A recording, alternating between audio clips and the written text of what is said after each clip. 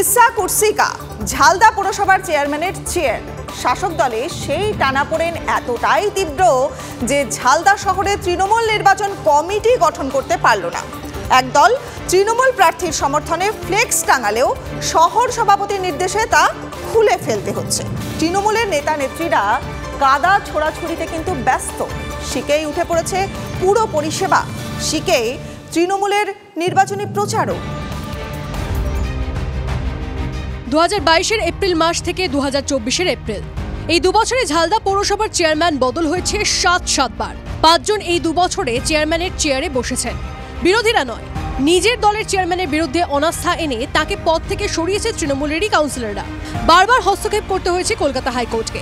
লাটে উঠেছে পুরো পরিষেবা, লাটে তৃণমূল প্রার্থীকে জেতানোর কর্মসূচি। লড়াইটা তৃণমূল বনাম তৃণমূলের। একদল বলছে দলে অসহায় আমরা। বর্তমান চেয়ারম্যানের বিরুদ্ধে সরব প্রাক্তন চেয়ারম্যান এবং শহর তৃণমূল সভাপতি। গোষ্ঠীদ্বন্দ্বের কথা স্বীকার করলেন প্রাক্তন চেয়ারম্যান এবং তার ছাপ যে ভোটে পড়বে তা মেনে নেন শিলা চট্টোপাধ্যায়। গোষ্ঠীদ্বন্দ্ব তো আছে, গোষ্ঠীদ্বন্দ্ব আমরা চাইছিলাম না। আমরা তো 10 জনকে নিয়েই চলতাম। আমরা তো দলের কাছে বলেছি, সবার কাছে বলেছি এটা তো খুব খারাপ হয়েছে, কিন্তু যারা করলো তারা মনে করে না যে খারাপ হয়েছে।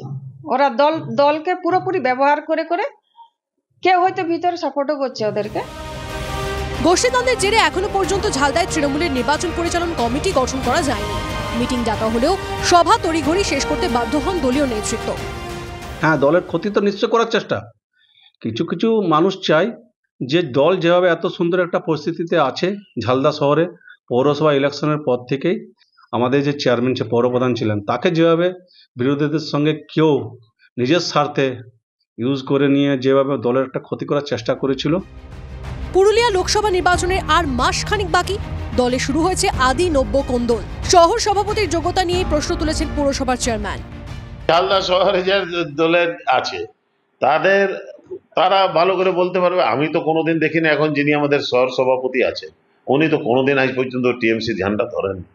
তো কবে টিএমসি জয়েন করলো এটাই আমরা ভালোভাবে জানি। নির্বাচনের দামামা বাজলেও দলের এমন অবস্থানে ঝালদায় তৃণমূলের কর্মীরা রয়েছেন দোলাচলে। পুরুলিয়ার ঝালদা থেকে তপন হালদার, TV9 বাংলা। আর এই মুহূর্তের একটা গুরুত্বপূর্ণ আপডেট, 2019-এর তুলনায় এবার প্রথম দফায় দেশে ভোটদান অনেকটাই কম, প্রায় 10% কম। সবচেয়ে বেশি ভোটদান ত্রিপুরায়, ভোটদানের হার 79.9%। ত্রিপুরার পরই বাংলা। এ রাজ্যে ভোট পড়েছে 75.57%। অঙ্গদান, অঙ্গ প্রতিস্থাপনের ব্যাপারে আমরা কম বেশি পরিচিত, কিন্তু কতজনই বা অঙ্গদানের ইচ্ছা প্রকাশ করে কোনো মরণাপন্নের জীবন বাঁচানোর চেষ্টা করেন? কোনো রোগীর ব্রেন ডেথ হলে তার পরিজনরা কি অঙ্গ প্রতিস্থাপনের জন্য অঙ্গদানে ইচ্ছুক হন? এইসব প্রশ্ন বহুদিন ধরে আলোচিত, কিন্তু উত্তর এখনো অধরা।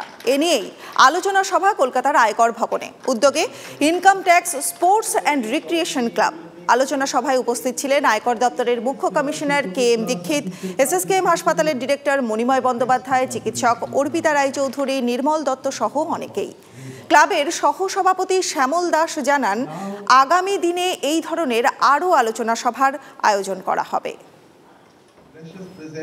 খুবই দরকার, বিশেষ করে যত শিক্ষিত মানুষের এই সচেতনতাটা এলে, সেটা আরও সমাজে ছড়িয়ে পড়লে তবেই অর্গান ডোনেশনের যে প্রয়োজনীয়তাটা সেটা সবাই বুঝতে পারবে। এটা খুব সহজ নয় তো, সুতরাং তাদের সবাইকে যত বেশি মানুষের কাছে পৌঁছানো যায় ততই সমাজের উপকার হবে। যদি এইটাকে আমরা প্রমোট করতে পারি যে মৃতদেহের যে অর্গানগুলো থেকে থাকে, পার্টিকুলারলি যাদের ব্রেন স্টেম ডেথ হয়, ঘোষণা হয়, সেই ক্ষেত্রে সেই অর্গানগুলো দিয়ে অনেকগুলো মানুষ বাঁচতে পারে। আমাদের আজকের প্রোগ্রামের উদ্দেশ্য এটাকে প্রমোট করা, মানুষের মধ্যে অ্যাওয়ারনেস জাগিয়ে তোলা, সচেতন করা যে প্রত্যেকটা মানুষ মৃত্যুর পরেও সে বাঁচতে পারে অন্যের দেহে,